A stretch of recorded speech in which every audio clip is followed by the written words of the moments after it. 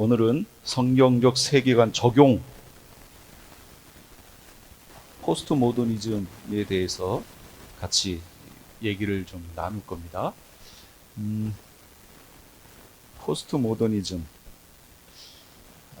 우리가 시대를 이렇게 나눈다고 그랬어요. 세계관을 이렇게 나눈다고 그랬어요. 세계관을 이렇게 나눈다는 거는 시대가 이렇게 흘러갔다는 걸 보여주는 거예요. 세계관 적용 두 번째지만 가장 최근 우리가 살고 있는 현 시대에 대한 얘기를 좀 할 거예요. 한번 얘기를 좀 나눠볼게요. 그러려면 우리가 여태까지 성경적 세계관을 했단 말이에요.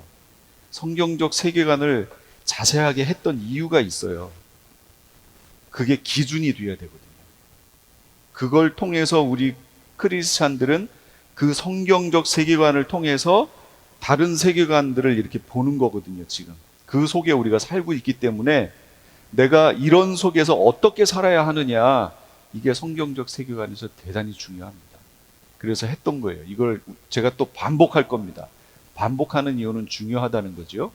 자, 세계관의 종류에는 크게 보면 유신론과 무신론이 있어요. 그 중에 유신론은 신이 있다는 얘기예요. 우리만 있다고 믿는 게 아니에요. 다신론, 범신론이 있어요. 신이 있긴 있는데 신이 되게 많아 라고 얘기하는 거예요. 또는 범신론, 신이 아주 깃들어 있어. 그냥 쫙 전 우주에 신이 깃들어 있다, 이렇게 얘기하기도 해요. 힌두교, 불교, 뉴에이지, 그리스 신화, 로마 신화, 무속, 정령 신앙, 이런 거 다 그 얘기하는 거예요. 저 중에 우리 뉴에이지를 했었던 거예요, 지난번에. 그런데 다신론 말고 일신론, 신은 한 분밖에 없어 라고 믿는 종교도 있다는 거예요. 그게 어디냐? 유대교, 이슬람교, 기독교. 이거는 신은 한 분밖에 없어, 이렇게 얘기를 해요. 유일하다. 유대교와 이슬람교는, 이슬람은 알라라고 얘기하고, 유대교는 여호와 또는 야훼, 기독교는 삼위일체 신론이에요. 유일신론이 맞는데 그 유일이 유대교가 유일이라고 말하는 거하고 우리 기독교가 유일이라고 말하는 게 내용이 달라요. 우리는 삼위일체 신론이에요. 성부, 성자, 성령, 이 세 분이 하나다라고 하는 삼위일체 신론. 어쨌든 우리의 삼위일체 신론을 갖고 있는 건 우리 기독교밖에 없어요. 이해를 하시고요. 그 다음에 무신론이 있는데 이 무신론 중에서 가장 최근 게 포스트 모더니즘이라는 거예요. 지금 시대가 그래요. 우리는 여기에 현재 살고 있고요. 우리는 여기부터 살았어요. 이해가 되시죠? 우리는 여기서부터 살아서 현재 여기를 살고 있어요. 잘 생각해 보세요. 여기를 거치는데 요 전 단계 있잖아요. 전 단계. 중세하고 여기. 중세는요, 1000년 이상 되거든요, 기간이. 1000년이 더 벌어져요. 그런데 거기에서 여기를 뭐라고 하냐면, 제가 그냥 미리 넘길까요? 있나? 저기로 가야 되는구나. 모던 전이니까 프리모던. 이거 프리모던의 시대고, 여기는 모던의 시대고, 여기는 포스트 모던인 거예요. 그 다음에 여기는 메타모던이 되는 거죠. 이 시대 변화가 그 앞전의 변화 몇천 년, 몇백 년 했던 거에 비해서 여기는 몇십 년이에요. 어마어마하게 빠른 시대에 여러분 살고 계신 거예요. 그래서 다니엘서에서 사람들이 빨리 왕래한다고 얘기했잖아요. 정말 빨라요. 얼마나 빠른지 몰라요. 벌써 우리는요, 2세대를 살고 있어요. 역사 속에 이렇게 산 사람들이 별로 없어요. 근데 우리는 2세대에 걸쳐 있는 세대를 살 정도로 시대 변화가 이렇게 빨라요. 그러면 여기에서 메타 모던으로 넘어가려면 어느 정도 걸릴까요? 순식간이에요, 순식간. 그리고 그 다음은요, 이제부터 이것 따라가려면, 시대를 따라가려면 우리 후 세대 같은 경우는 몇 개의 세대를 거쳐야 될지 몰라요. 그러니까 세계관이 그만큼 많이 바뀐다는 얘기예요. 이렇게 막 혼란스럽게 바뀌고 있는 시대에서 우리가 어디에 기준을 두고 생각할 거냐, 사고할 거냐라는 거죠. 지금도 이 모던을 못 쫓아가가지고 이 포스트 모더니즘 세계관에 의해서 지금 기독교가 난도질을 당하고 있거든요. 현재. 이걸 못 쫓아가고 있어요. 그런 얘기를 좀 해볼게요. 그래서 기독교 세계관을 다시 한번 정확하게 잡아야 돼요. 제가 포스트 모더니즘 세계관을 정확하게 얘기하면 여러분이 그거에 현혹되잖아요. 그렇죠? 그거에 현혹돼서 우리 거 잊어버리죠. 지난주에 뉴에이지 했더니 뉴에이지에 전도되셨죠? 그러니까 우리 거 정확하게 해야 돼요. 우리 거. 너무 자세히 해도 안 돼요. 그래서 우리 건 정확히 해야 돼요. 그런데 세계관 비교를 위한 4가지 질문이 있었잖아요. 여러분 반드시 기억하세요. 이거는 철학에서 역사적으로 계속 질문해 왔던 거 아니에요. 사람들이. 나는 누구인가? 라는 거예요. 이게 다시 말하면 모든 것은 어떻게 시작됐는가? 세상의 가장 근본적 문제는 뭐냐? 나에게 적용했을 때 내 문제의 원인이 뭐냐? 그 다음에 이 문제에 대한 해결책이 뭐냐? 그 문제의 해결책이 대체 뭐냐? 이 세상의 마지막은 어떻게 되느냐? 나는 결국 어디로 가느냐? 여기 주황색으로 되어 있는 거는 큰 질문이지요. 그리고 하얀색은 나에게 적용했을 때의 질문을 말해요. 제가 여기 있고 여기 다 개개인이 지금 모여 있단 말이에요. 이 개개인들이 시대를 거치면서 계속 살아요. 이걸 역사라고 얘기하죠. 이 역사의 앞으로 쭉 가보면 시작이 있고 역사의 이 끝으로 가보면 마지막이 있잖아요. 나 개인은 그 시작과 끝이라는 곳에 살고 있진 않지요. 나는 여기 있지만 인류 전체를 봤을 때는 시작이 있고 끝이 있잖아요. 그래서 인류 전체의 시작과 끝을 얘기하는 것을 메타 내러티브라고 얘기해요. 내러티브는 이야기라는 뜻이잖아요. 메타는 이거를 한국말로는 거대 담론 이렇게 번역을 해놨더라고요. 거대 담론. 그러니까 큰 이야기, 인류 역사를 향한 큰 이야기. 우리 기독교는 갖고 있나요? 갖고 있죠. 창조, 타락, 구속, 회복, 완성이라는 큰 메타 내러티브가 있잖아요. 이 얘기를 잘 기억해 놓으세요. 이건 이제 포스트 모더니즘의 얘기를 할 거예요. 자, 우리 기독교는 그래서 처음이 어떻게 됐느냐? 하나님 보시기에 좋도록 하나님께서 천지 창조하셨고 마지막으로 우리를 인간을 만드셨고 하나님의 형상으로, 그리고 그렇게 만들어진 하나님의 형상 사람을 하나님의 청지기로 세상을 통치하게 하셨고 인간을 하나님의 가장 소중한 자녀로 인정하시기 때문에 이 모든 일이 가능했다. 하나님은 우리를 자녀로 삼으신다. 여기신다. 하나님의 아주 가장 소중한 존재들이다. 오히려 천사들보다 우리를 더 소중하게 여기신다. 천사들은 부리는 영으로 만드신 거지만 우리는 자녀로 만드셨다. 라인이 다른다고 제가 계속 얘기했어요. 천사들을 위해서는 예수님을 보내시지 않았지만, 구세주를 보내시지 않았지만 사람을 위해서는 보내셨어요. 자, 두 번째 질문에 대해서는 그럼 문제가 뭐냐? 그렇게 사랑을 받은 사람이 인간이 타락을 했다. 이 죄, 불순종으로 인해 타락했고 죄로 인해서 하나님의 형상이 변질되었고, 제가 계속 변질이라고 강조를 해요. 하나님의 형상이 파괴되었고 이렇게 얘기하시면 안 돼요. 변질되었고, 그 다음에 그로 인해서 다양한 형태의 타락의 모습들이 우리 인생의 시기마다 나타난다 얘기했어요. 근데 이제 세 번째, 그럼 이 문제 어떻게 해결하느냐? 문제는 죄이므로 죄를 해결하는 게 유일한 해결책이에요. 첫째는 죄의 값을 지불하면 돼요. 대속이죠. 두 번, 이게 이제 말씀에 있는 내용이에요. 죄의 삭은 죽음이요 하나님의 선물은 우리 주 예수 그리스도 안에서 누리는 영원한 생명입니다. 여러분, 누리는 영생이에요. 누리는. 그러니까 여기에서 누려야 되는 거예요. 앞으로 저기 가서 누려야지. 그거는 그렇게 할 건데, 그거는 거기서 할 거니까 거기에 두고, 하나님이 약속하셨으니까 거기서 그렇게 될 걸 두고, 그리스도 안에서 누리는 영원한 생명. 지금 이 땅에서 이 생명을 누려야 된다고요. 이 생명을 누리는 게 바로 여기가 하나님 나라가 되는 거예요. 나는 두 세계를 걸쳐서 살고 있어요, 지금. 이 땅에서 하나님 나라를 이루며 살아야 그 연장선상에서 천국으로 가는 거예요. 예. 여기서는 에이, 하나님 나라 포기, 내 맘대로 살다가 죽어서 가야지. 못 가요, 못 가. 연장선에서 가는 거지. 여기서 포기, 그럼 포기된 거예요. 여기서 살아야 돼요. 그래야 거기서도 살 수 있어요.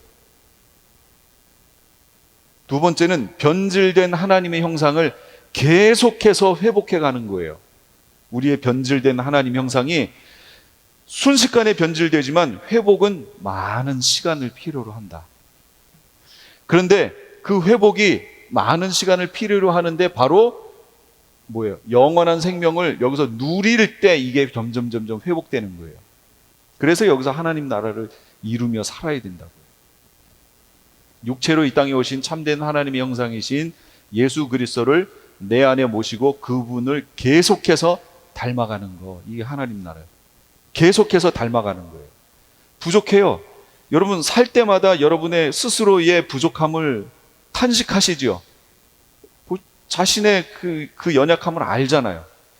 야, 옛날에는 그래도 내 수준이 어느 정도 된다고 생각했는데, 나는 착한 사람이라고 생각했는데 살아보니 점점 가면 갈수록 아니구나.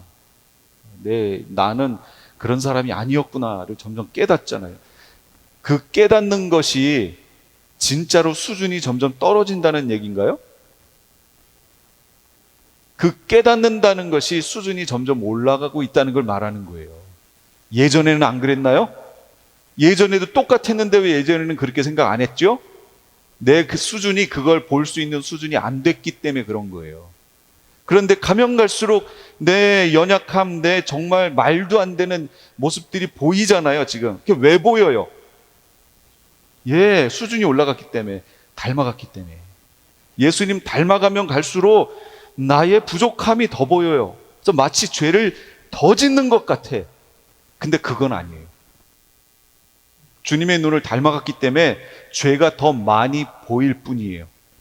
그래서 여전히 우리는 성장하고 있는데 그게 급격하게 성장하느냐 완만하게 성장하느냐 이 차이일 뿐이죠. 계속 성장하고 있습니다. 그리고 앞으로도 계속해서 성장하셔야 돼요. 주님 닮아가셔야 돼요. 이렇게 해결해야 돼요.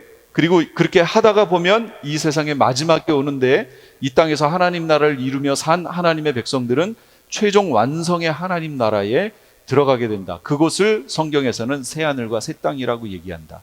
우리는 흔히 천국이라고 얘기하는 곳이 바로 저기예요. 그렇죠?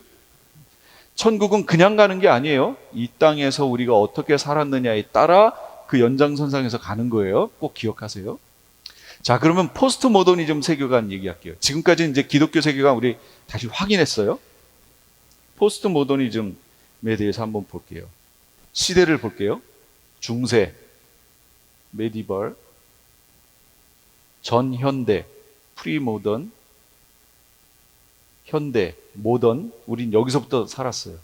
여기 계신 분들이 다 수학 빼고 반백년 사셨잖아요. 오래 사셨죠? 이제 앞으로 나머지 후 반백년을 사셔야 돼요. 그런데 이미 살아온 반백년 동안 이 현대하고 후 현대를 같이 사는 거예요. 동시에. 이게 영광인지 불행인지는 잘 모르겠어요. 근데 두 시대를 걸쳐서 살 수 있었다. 우리는 지금. 그리고 이 후 현대를 포스트 모던이라고 얘기하는 거예요. 자, 이름들을 기억해 놓으세요. 저 중세에는 신본주의적 관점이 대세였어요. 하나님 중심. 뭘 하더라도 음악을 하던 미술을 하던 뭘 하던 하나님 중심. 그래서 예술 학교에 가면 미학이라는 걸 배워요. 미학. 뭐가 아름다운 것이냐 이거예요. 그러면 신본주의 시대에는 뭐가 아름다운 거예요? 여러분 음악을 딱 들으면 와 아름답다 할 수 있죠. 근데 뭐가 아름다운 거예요? 여러분 세대를 거쳐 여기 있는 사람들하고 저 중세에 살았던 사람들이 똑같은 눈으로 미술 작품이나 음악 작품이나 예술 작품을 보고 똑같이 와, 아름답다 이렇게 할 것 같아요? 아니요. 아름다움의 기준이 달라요. 신본주의는 어떻게 하면 하나님께 영광을 돌릴까? 그게 아름다운 거예요. 최대한 하나님의 영광을, 신의 영광을 드러내는 거, 이게 아름답다고 생각해요. 그래서 미술 작품이나 뭐 음악 작품 다 이런 게 거기와 연결돼 있어요. 전현대, 그러니까 프리모던으로 오면은 이신론이 나와요. 여러분, 이신론이 뭐냐면 다이즘이라고 그래서 이걸 생각해 보세요. 사람들은 자동차가 고장난 자동차가 있어요. 가긴 가는데 핸들이 고장났어요. 그래서 이 핸들을 사람이 똑바로 잡고 있어야 똑바로 가는데 핸들을 놓기만 하면 한쪽 방향으로 이렇게 기우는 차예요. 그런 차 몰아보셨나요? 예, 저도 몰아봤어요. 그 차 피곤해요. 핸들을 반드시 잡고 있어야 돼요. 그런데 우리 인간들의 마음이 그렇다고요. 죄성이라는 거예요. 그게 죄성. 하나님이 우리를 이렇게 자꾸 잡아주시지 않으면, 내가 하나님 말씀으로 자꾸 이 평행을 자꾸 잡지 않으면 그냥 방심하는 순간 우리는 죄성으로 기울어버려요. 이게 우리 속성이에요. 이해가 되시죠? 시대 역사도요, 똑같아요. 그게 뭐냐면 신본주의적인 관점이 있었는데 사람들에게는 무슨 욕구가 있냐면 자유. 신본주의에서는 신의 어떤 것에 구속받잖아요, 자꾸. 그러니까 난 자유롭고 싶어 하는 이게 있어요. 그래서 그렇다고 한 번에 주님, 하나님을 딱 버리고 이렇게 돌아서기는 좀 그렇고, 자기가 살아온 삶이 있으니까, 태어난 환경이 있으니까. 어떻게 바뀌냐면 이거예요. 신본주의는 하나님이 우리를 창조하셨고 하나님이 우리를 인도하시고 결국에는 하나님이 원하시는 장소로 끝으로 가시는데, 이신론은 뭐냐면 하나님이 우리를 창조하셨다. 그리고 저 끝이 있는 것도 안다. 믿는다. 그런데 우리가 살아가는 삶에는 하나님이 개입하시지 않는다. 하나님 만들어 놓으시고 돌아 하고 하나님은 뒷짐지고 딱 팔짱 끼고 이렇게 어떻게 되나 보자 하고 이렇게 보신다는 거예요. 그게 이신론이에요. 그래서 우리의 자유를 확대시킨 거예요. 조금 나왔죠? 그러더니 그 다음 단계로 가니까 완전히 인본주의예요. 하나님 필요 없어. 창조, 그것도 아니야. 그래서 여기서 진화론이 나오는 거예요. 마르크스주의 같은 공산주의가 나오고, 우리 유물 사상, 우리 인간이 중요한 거예요. 인간의 자유가 중요해요. 그것이 극대화된 세상, 그게 포스트 모더니즘이에요. 지금 시대. 그러면 이제 내용들이 나와요. 어떤 내용들이 나오는지. 그래서 한번 보세요. 비현실적 이상주의적 사회 변혁. 이거에 대해 크게 실망해요. 서구의 사람들이. 그게 뭐냐? 히틀러 전체주의, 스탈린의 독재 정치, 이런 거 처음에 이게 시작할 때는 막 사람들이 희망에 부풀었어요. 정말 그렇게 될 거라고, 지상 낙원이 될 거라고 생각했거든요. 근데 쭉 시간이 흘러가니까 히틀러는 나중에 어떻게 됐어요? 스스로 자기를 죽잖아요. 그리고 1, 2차 세계대전 벌어지지요. 이런 현상들을 보면서 지난주에는 뭐가 일어났다고요? 뉴에이지 사상이 나타났다고 했죠. 사람들이 더 이상 이성이라든지 여기에 이렇게 매몰되지 않고 이성을 초월한 어떤 세계에 그런 세계가 있을 거야 했는데 봤더니 동양 사상이 그거였잖아요. 그래서 자기들이 갖고 있는 이성적인 거에 동양 사상을 가져와서 새로운 하나의 사상을 만들었는데 그게 뉴에이지 사상이었죠. 근데 전체적인 흐름은 이렇게 갔다고, 인본주의로. 그러니까 뉴에이지도 이 포스트 모더니즘에 포함되는 거예요. 이게 큰 흐름이에요. 19세기 중후반에 프랑스 좌파 지식인들, 좌파예요. 그들이 자신들이 주장한 마르크스주의가 실패했어요. 요즘 실패했잖아요. 실패한 부분들을 가리기 위해서 고안해낸 사상, 이게 포스트 모더니즘이에요. 자신들이 좌파 지식인들이 뭔가를 마르크스주의 해가지고 유물론적, 그래서 사람들의 평등과 뭐 지상 낙원 같은 세상을 만들려고 했지만 실패했잖아요. 안 되잖아요, 그거.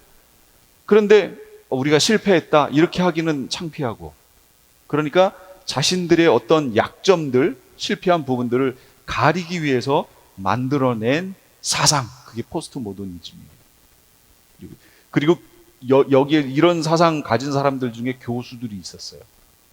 그 교수들이 유럽에서 이 자신들의 이 변호하기 위한 이 포스트 모더니즘적 사상을 가르쳤어요. 교육하기 시작해요. 그러면서 갑자기 세상에 쫙 퍼진 거예요.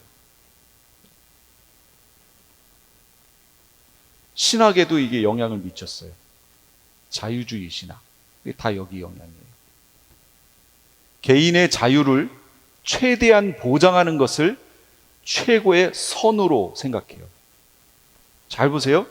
개인의 자유를 최대한 보장하는 게 최고의 선이래요. 우리가 말하는 선은 뭐죠? 그냥 착한 거예요?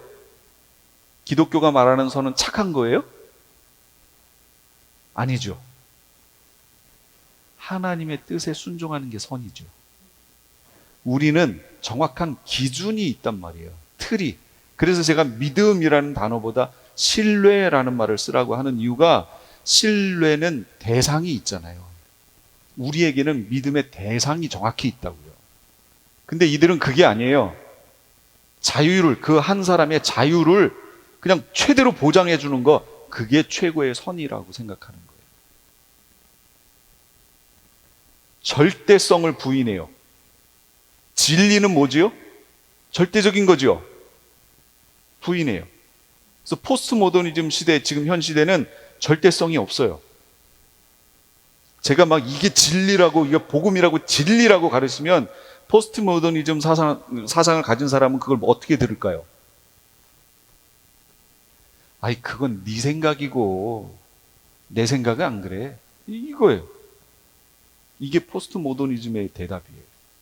이제 그 내용이 나올 테니까 한번 보세요. 자, 첫 번째 질문에 대해서 이들이 뭐라고 얘기하는지. 모든 것은 어떻게 시작됐는가? 질문하면 그들은 뭐라고 하냐면, 이들은 메타 내러티브를 거부해요. 따라서 메타 내러티브가 없어요. 무슨 얘기예요? 아까 제가 메타 내러티브가 뭐라고 그랬죠? 거대 담론이라고 그랬죠? 우리 어디서 시작하여 어디로 흘러서 어디까지 가는가라고 하는 큰 이야기, 이게 포스트 모더니즘에는 없어요. 그들 스스로가 거부해요. 이렇게 하는 것을. 세상 시작이나 끝과 같은 자신과 직접 관련이 없는 것들은 관심 밖의 사항이에요. 이들에게 있어서. 메타 내러티브, 예를 들면 우리는 그걸 세계관이라고 지금 얘기하는 거예요. 이게 없어요. 왜냐하면 그것은 인간을 속박한다고 보는 거예요. 보세요. 성경에서 말하는 창조, 타락, 구속, 회복, 완성. 우리는 지금 그것이 펼쳐져 있는 세상 속에 살고, 우리가 최종 저기로 가려면 우리가 현재의 삶에 절제하고 죄성을 컨트롤하고 하나님 뜻에 순종하고 이래야 되죠. 근데 이들은 그걸 뭐라고 하냐면 속박이라고 하는 거예요. 아까 최대의 선이 뭐라고 그랬어요?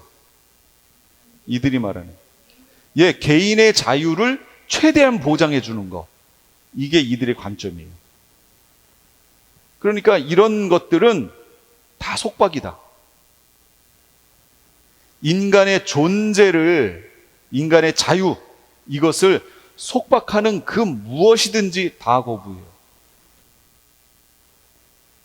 자기 자신만이 자신만의 메타 내러티브를 창조해 나가는 존재다. 그러니까 인류 역사를 향한 그런 거 필요 없다. 내 이야기는 내가 만들어가는 거다.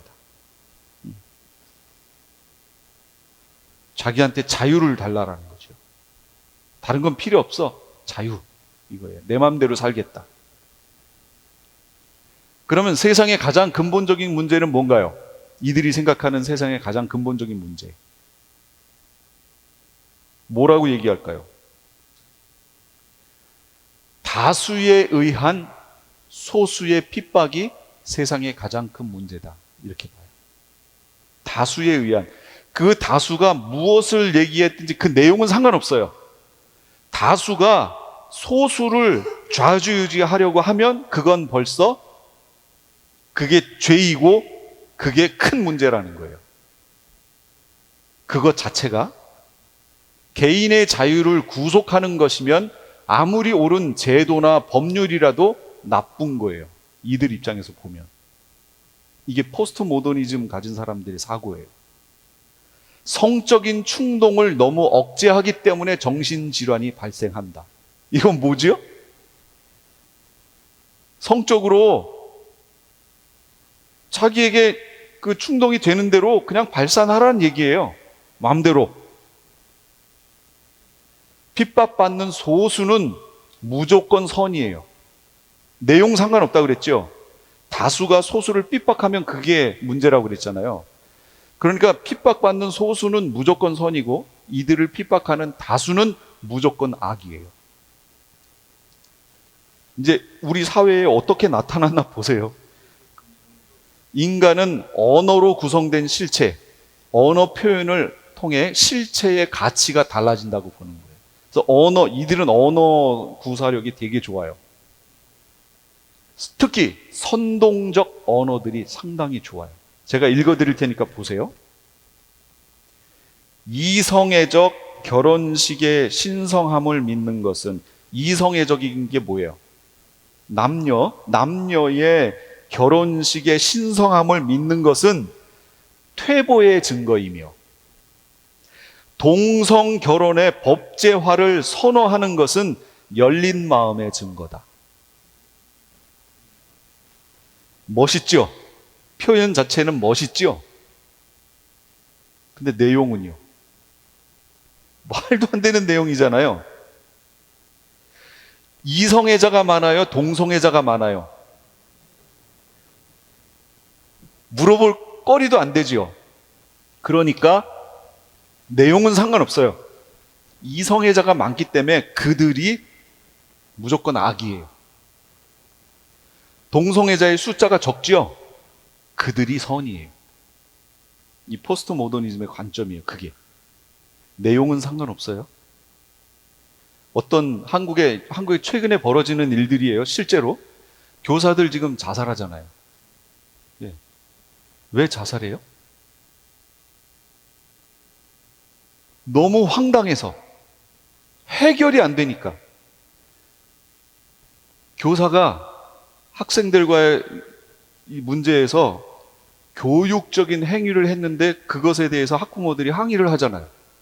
그러면 이 교사는 누구로부터 보호를 받아야 돼요? 누가 이 교사를 보호해 줘야 돼요?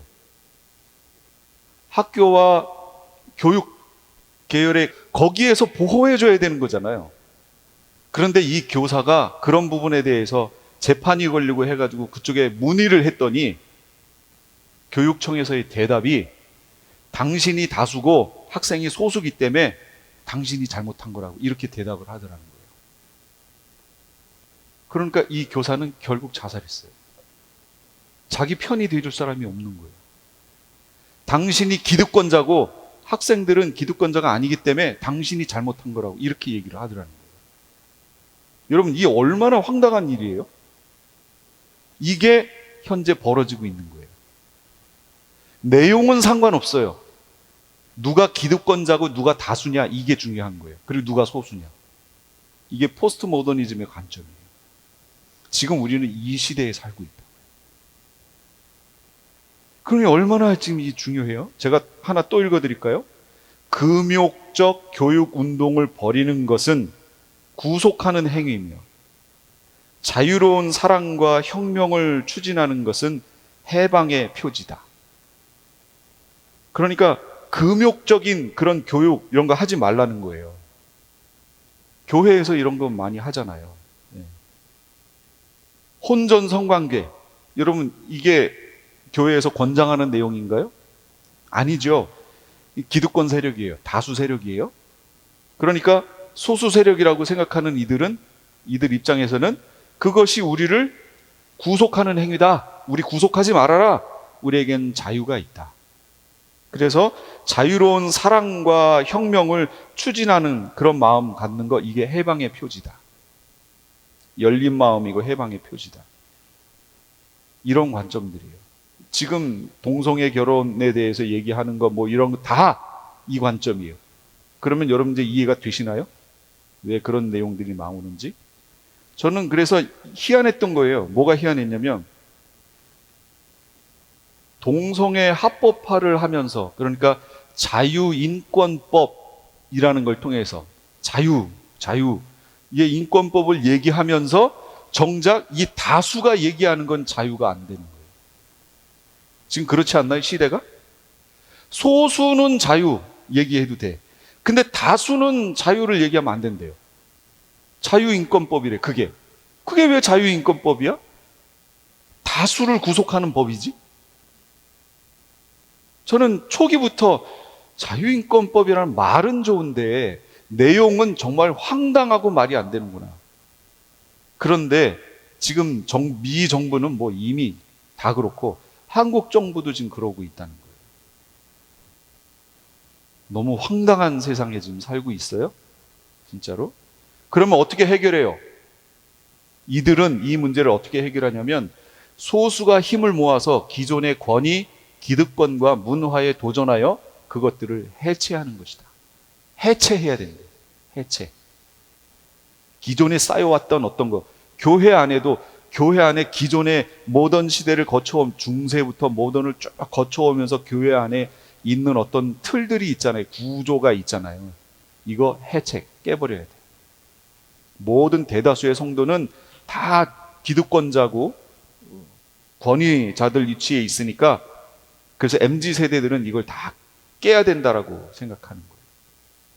그러니까 지금 잘 생각해 보시면 우리가 그 유년부, 초등부, 중고등부, 청년부를 거쳐왔을 그 시대, 한국에서 그 시대는 진짜 교회의 부흥기라고 생각이 돼요. 그런데 지금은요? 지금은 아니에요. 교회에서 아이들 찾아보기 힘들어요. 그러면 한 세대만 딱 지나가면 어떻게 될까요? 우리도 노인만 있는 거죠. 지금 여기 50대 되신 분 80대 돼가지고 교회에 출석할 때 그 밑에 세대는 없는 거예요. 이거 어디서 본 거예요? 유럽에서. 유럽에 있는 모습하고 똑같아요. 똑같아요. 지금 그렇게 지금 가고 있다는 거죠. 지금 세대를 뭐라고 부르냐면 이머징 세대라고. 이머징. 튀어나오는 세대. 그래서 이 이머징 세대들은 사고가 아주 특별하대요. 그러니까 기존에 있는 사람들이 생각할 때는 이해를 할 수 없는 세대라는 거예요. 그런데 또 이들은 종교성이 있어가지고 교회, 우리처럼 이렇게 꾸며놓으면 안 온대요. 그럼 어떻게 꾸며야 되냐면 아주 천주교처럼 아주 성스럽게 딱 들어왔을 때 아주 종교적 색채가 아주 뚜렷하게 나타나는, 그리고 홀리스럽고 이런 분위기를 좋아한대요. 이 이머징 세대의 특징이에요. 그래서 이머징 세대 목회를 하시는 분들은 교회를 특별히 아주 성스럽게 이렇게 지어요. 그리고 누구나 자연스럽게 기도할 수 있는 그 처소를 다른 이렇게 딱딱 곳곳에 두는 거예요. 그래서 막 같이 예배하다가 나 기도하고 싶어 그럼 그냥 가요.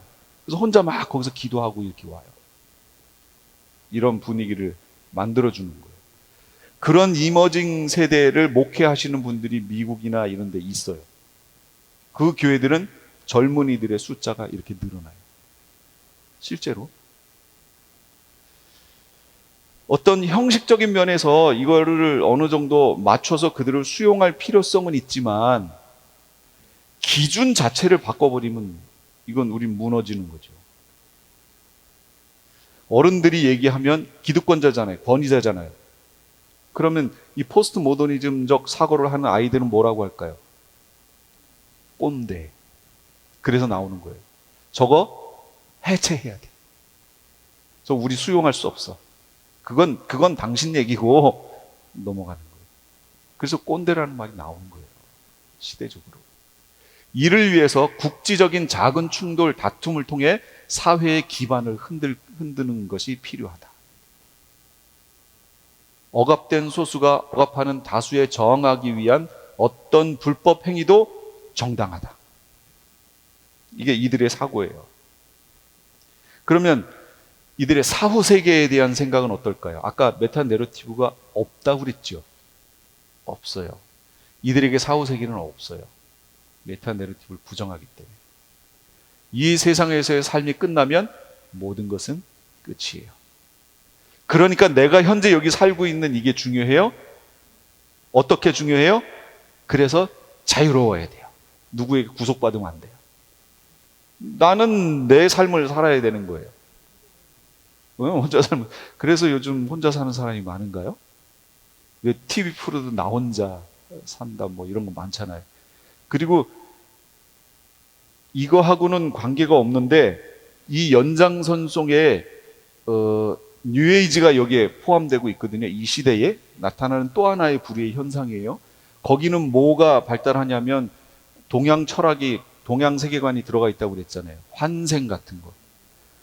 여러분 드라마 보세요. 드라마 다 환생이야. 다 환생. 저 깜짝 놀랐어요. 진짜로. 뭐만 문제가 생기면 목걸이 걸고 과거로. 이게 뭐예요 대체? 아니 몇 개인지 몰라요. 이게 어떻게 한국 드라마가 전체가 다 환생 얘기를 하고 있어요 지금. 그러면 그 드라마를 같이 심의하고 결정하는 그 국장급에 있는 사람들이 기독교 세계관을 갖고 있지 않다는 거죠. 그렇지 않나요? 그리고 데몬이라는 사람이 내게 능력 주시는 자 안에서 내가 모든 것을 할 수 있느니라 해가지고 죽은 여자를 살려내네? 데몬이? 그거 어제 보고 깜짝 놀랐어요. 이걸 내가 어떻게 받아들여야 되는 거지? 어떻게 해석해야 되는 거지? 전혀 신앙적이지 않은 내용인데 거기서 성경 구절을 갖다 쓰면서 여자를 살려내는. 그렇죠. 그러니까 드라마를 어떻게 내용을 전개해 나가기 위해서 어떤 소재를 가져오는데 하필이면 그 소재가 다 환생이에요. 환생. 그리고 현재에 있는 모든 문제는 과거에 다 문제가 있었, 무슨 인연이 꼬인 거예요. 그래서 여기서 해결을 해야 된대. 다 그 얘기예요. 지금 한국은 이런 얘기들로 꽉 차 있고 포스트 모던 이 사고하고 그게 막 섞여가지고 대세를 이뤄서 막 드라마, 책 이런 걸로 사람들을 그냥 공격하고 있는 거죠. 지금 현상이. 기독교인들은요. 너무 황당한 시대를 지금 살고 있는 거예요. 그걸 무방비 상태로 그냥 막 공격을 받고 있는 거지. 근데 재밌으니까 그냥 본다고 얘기를 하죠. 그런데 그걸 보면 어떻게 될 것 같아요? 사람들이 세뇌가 돼요. 그래서 세계관에 문제가 생겨요. 크랙이 된다고 그러죠. 기독교, 성경적 세계관에 금이 가기 시작해요. 실제로 그렇게 돼요. 이 생의 삶의 선택에서 고려해야 될 그 어떤 사후세계의 요소는 없다. 지금 우리는 마지막 최후 승리, 새하늘과 새 땅 때문에 지금 절제하고 현재의 삶을 컨트롤 하잖아요. 이들은 사후세계의 그 어떤 요소가 현재의 삶을 고려할 그 내용이 없다라는 거예요. 왜? 사후세계는 없어요. 현재 삶뿐이에요. 포스트 모더니스트 특징적인 표현이 있어요. 그건 네 생각이고 너에겐 진리일지 모르는데 나에겐 아니야. 이게 포스트 모더니즘 생각하는 사람들의 대표적인 표현 방법이에요. 요 표현이. 그 얘기는 은연중에 이 사고가 나에게 들어왔다는 거예요. 예. 그래서 영향을 받는다고 그랬잖아요. 세계관은. 포스트 모더니즘의 행동 양식, 모든 전통적 기준을 뒤집으려는 시도, 소수자와 억압받는 자를 무조건 선으로 규정하는 것. 지금 현 상태예요. 절대 진리를 부정하는 거예요. 절대 진리는 없어. 다 상대적인 거야. 너한테 진리지만 그건 나한테 진리가 아니야. 내 진리는 따로 있어. 이런 거죠. 나중에 어떻게 되나 보세요. 절대 진리를 부정해요. 그러면 기독교 진리 복음도 변질된다는 거 아니에요. 이 사고가 교회 안에 들어오면 기독교 복음, 기독교 진리도 변질돼 버려요. 그래서요, 아까 전생 얘기 했었잖아요. 학생들에게 물은 거예요. 이거는 학생 183명에게 신문사에서 설문조사를 했어요. 전생이 있다고 믿느냐 없다고 믿느냐 했더니 전생은 없다 65%. 기독교 학생, 기독교 65% 없다, 전생은 없다 이렇게 얘기했고, 전생은 있다 24%. 그 다음에 아마도 있지 않을까 11%. 그럼 저쪽 합쳐보면 35%. 그러면 퍼센테이지로 보면 3분의 1인 거예요, 거의. 그러니까 기독교 학생들 중에 3분의 2는 전생은 없다 이렇게 생각하고 3분의 1은 있다라고 믿는 거예요. 그러면 저 학생들에게 물은 거예요. 그러면 전생이 없다는 걸 교회에서 성경적으로 공부한 적이 있느냐, 배운 적이 있느냐, 또는 담당 교육자가 그걸 가르쳐 준 적이 있느냐 했더니 6.9%는 배웠대요. 7%가 배웠다는 거예요. 그럼 나머지 93%는요 안 배웠다는 얘기예요. 교회에서 안 배웠어요. 그러니까 저렇게 대답이 나오는 거예요. 기독교 성경적 세계관이 정립이 안 돼 있는 거예요. 학생들이 이런 거예요, 지금. 여기 미국은요, 죽은 자와의 만남 해본 적 있느냐? 42%가 해봤대요. 저 깜짝 놀랐어요. 이거 대학에서 설문조사한 거예요. 미국인들의 42%가 죽은 자와의 만남을 가진 적이 있대요. 어떻게 갔는지 난 모르겠는데, 모르겠어요. 하여튼 죽은 자와의 만남 이런 걸 했대요. 그리고 점성술, 운세, 그 다음에 강신술 뭐 하는 것들 있죠. 67%가 한대요. 이런 관련 책들도 67%가 다 본대요. 미국 사람의. 윤회를 믿느냐? 제가 이걸 퍼센테이지로 바꿨더니 이렇게 나왔는데 30만 명이 윤회를 믿는데요. 미국 사람이. 이 미국인 통계예요. 이거 원래 미국인들은 이거하고 상관없잖아요. 사고 자체가. 그런데 동양 뉴에이지 사상이 들어와서 이렇게 된 거죠. 동양 사상. 그리고 포스트 모더니즘 사상이 들어오니까 예전에는 미국인들을 기독교 바탕에서 세워졌잖아요. 그런데 그게 이제 무너지는 거죠. 그거 상관없다. 종교다원주의가 교회 안으로 들어왔어요. 이게 종교다원주의가 뭐예요? 이게 포스트 모더니즘의 대표적인 현상이에요. WCC 여러분 잘 알죠? 세계 교회 협의회. 예수님만이 구원의 길이 아니다. 모든 종교에는 그들 나름대로의 구원의 길을 가지고 있다. 또한 나름대로의 진리를 내포하고 있다. 선교는 더 이상 비기독교 신자를 기독교로 회심시키려 하지 않아야 한다. 개종 전도 금지. WCC. 시작은 좋았어요. WCC가 처음 만들어질 때는 아니 장로교 선교사, 감리교 선교사, 무슨 어느 선교단체 선교사가 선교지로 가가지고 막 서로 싸우는 거예요. 말도 안 되잖아요. 그래서 WCC가 왜 우리가 선교하러 들어가서 같은 한마디로 우리 편끼리 왜 싸우냐 이거죠. 그래서 이들을 연합할 수 있도록 세계교회협의회를 만들어서 이런 걸 중재하자. 시작은 좋았어요.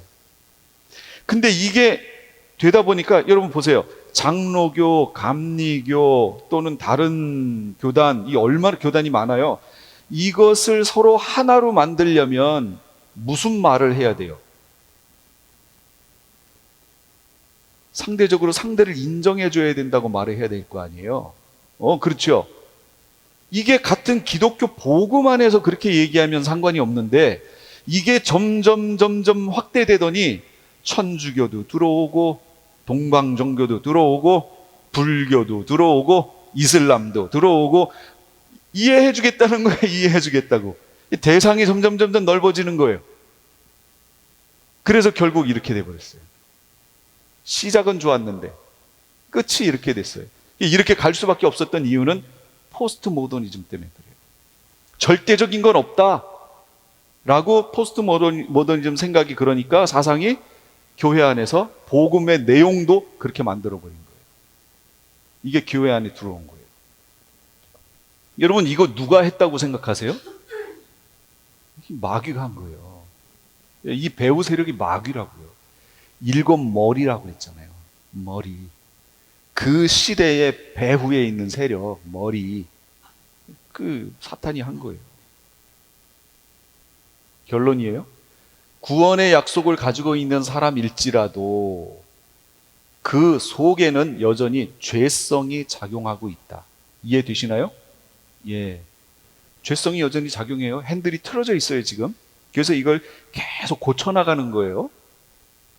우리의 구원은 여전히 현재 진행형이라는 거 기억하셔야 돼요. 현재 진행형이에요. 이미 우리 속에서 시작됐지만 아직 완성되지 않았어요. 반드시 기억하세요. 그러니까 이런 질문이 위험한 거예요. 구원 받으셨어요?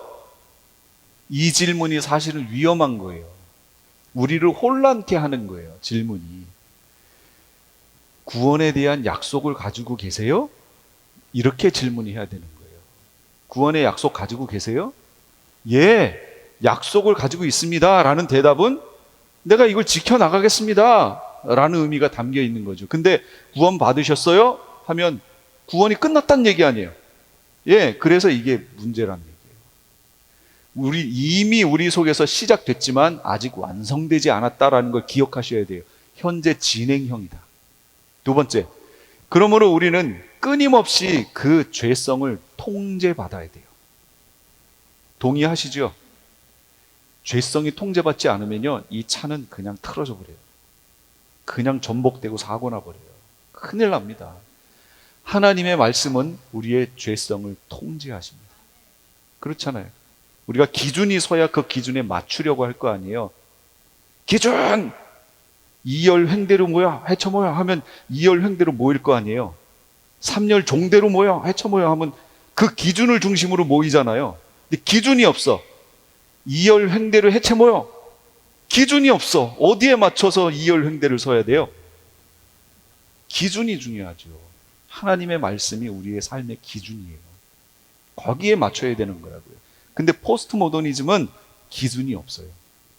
다 각자가 기준이에요. 그러니까 어디가 진리, 어디가 길이요. 다 맹인들인 거예요. 근데 자기들은 잘 가고 있대. 이것이 우리 영혼을 참된 자유로 인도하는 거예요. 뭐가? 하나님의 말씀이. 기준이 우리를 참된 자유로 인도하는 거예요. 이들이 포스트 모더니즘 생각을 하고 있는 이들이 우리에게 자유를 달라 하는 그 자유는 참된 자유가 아니라고. 그들은 자유라고 생각하는데 그건 방종이지요. 자기 맘대로지요. 그러니까 자기 맘대로 하는 걸 자유라고 착각하고 있는 거예요.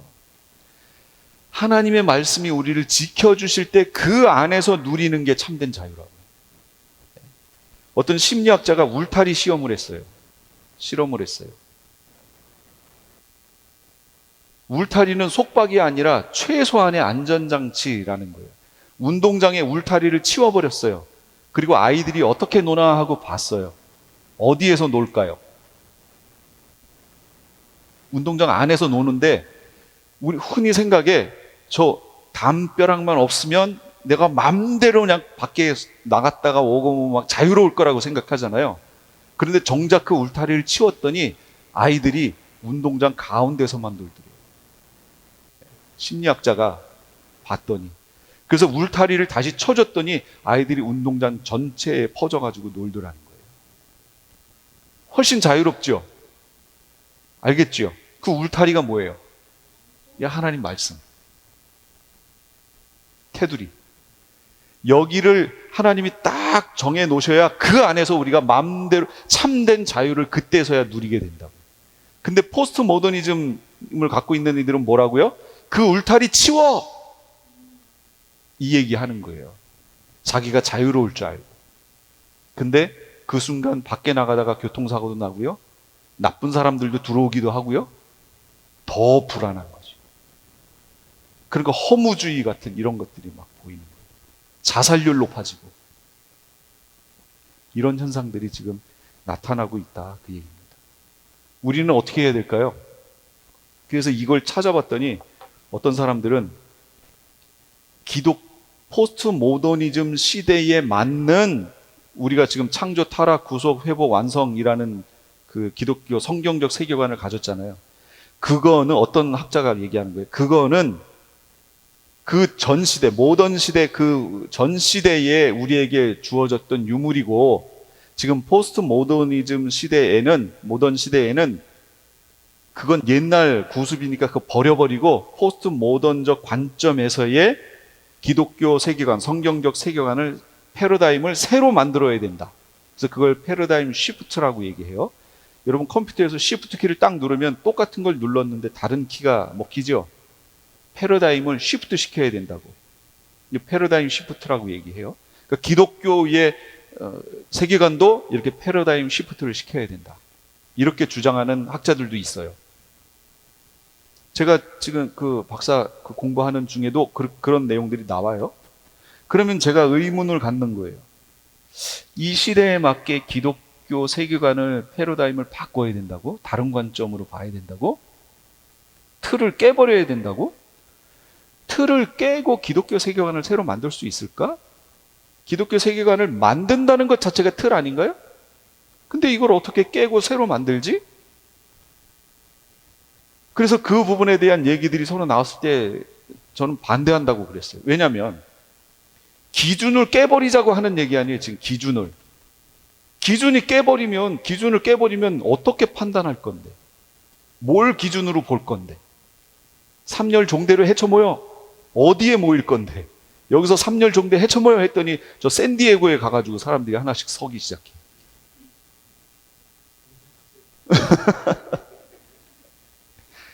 왜 그런 일이 벌어지죠? 기준이 없으니까. 기준이 있어야 그걸 중심으로 앞으로 몇 개, 옆으로 몇 개 해가지고, 여러분 이 TV에 나오는 이거 도트 이거 하는 것도요, 다 가로 몇, 세로 몇 해가지고 기준이 다 있어서 그거에 맞춰 나오는 거예요. 우리 전체는 그런 세대 속에 살고 있는데 사조가 포스트 모던적 사조로 바뀌었다고 기준을 바꾼다고? 그럼 그 다음 세대에 가면 또 바꿔야 되나요? 여러분 엄청 빠르다고 했잖아요. 1000년, 몇백 년 걸리던 것이 이제는 몇십 년으로 바뀌었어요. 그럼 앞으로의 세대는 어떨까요? 더 빠른데 그거 바뀔 때마다 기독교 성경적 세계관을 계속 바꿔요? 거기에 맞춰서? 못 쫓아가요. 그렇게 갖고는 못 쫓아가요. 오히려 우리의 것을 더 확실하게 붙드는 게 중요해요. 그리고 그 안에서 그 눈을 가지고 그런 사조들의 흐름을 우리가 판단하고 심판하고 세울 건 세우고 이건 아니라고 얘기해주고 하나님 기준으로 그거를 판단해야죠. 그런 작업이 우리에게 필요하다는 거예요. 그런데 이런 것들은 학자들이 할 몫이고 우리는요, 우리에게 적용할 때는 어떻게 해야 될까요? 창조, 타락, 구속, 회복, 완성이라고 하는 그 패러다임 속에 하나님께 대한 신뢰의 마음을 굳세게 하고 우리가 어디로 가는지 그 소망을 놓치지 말고 살아야겠죠. 그래야 이 시대에서 우리가 이런 혼란한 세대에 어떻게 살아야 하는지에 대한 답이 나오죠. 분명히 우리가 하나님 말씀대로 살려고 하면 세상 사람들은 뭐라고 할까요? 지금 이 시대에 바보 되는 거예요. 진짜로 바보라고 해요. 배타적이라고 얘기하고 기독교인들 바보라고 얘기하고. 그런데 이게 진짜 바보였는지 아니었는지는 주님이 오시면 다 판단해 주실 거예요. 우리가 그런 시대에 살고 있습니다. 우리 주변의 사람들이 그렇게 사고하고 있고 특히 수아와 같은 저 또래 아이들은 그렇게 사고하면서 살아요. 그러니 우리가 어떻게 대해야 되는지 여러분 잘 이해하시고 대하고 바꿔줘야 할 것은 무엇인지도 한번 잘 생각해 보면서 대하셔야 된다는 거예요. 기도하겠습니다.